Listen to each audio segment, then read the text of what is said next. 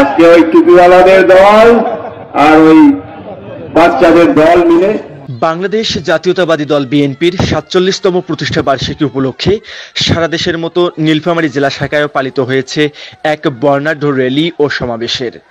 উক্ত সমাবেশে প্রধান অতিথি হিসেবে উপস্থিত ছিলেন দীর্ঘ ১৮ বছর দেশের বাহিরে থাকা বেগম খালেদা জিয়ার ভাগ্নে নীলফামারী ১ ডোমার ডিমলা আসনের সংসদ সদস্য পদপ্রার্থী ইঞ্জিনিয়ার শাহরুন ইসলাম চৌধুরী তুহিন।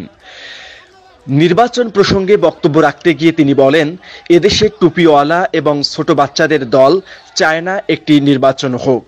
তার এই মন্তব্য সামাজিক যোগাযোগ মাধ্যমে ব্যাপক সমালোচনার জন্ম দিয়েছে।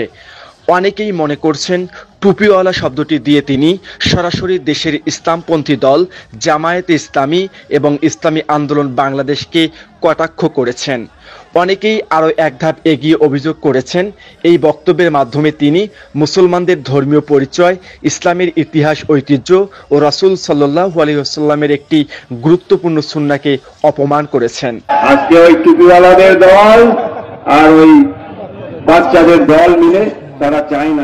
তার এমন কটাক্ষপূর্ণ বক্তব্য প্রত্যাহার এবং জাতির কাছে প্রকাশ্য ক্ষমা চাওয়ার দাবি তুলেছে রাজনীতি সচেতন ব্যক্তিবর্গ এবং নীলফামারী সহ সারা দেশের সাধারণ মানুষ। জাকারিয়াল হোসাইন, নীলফামারী।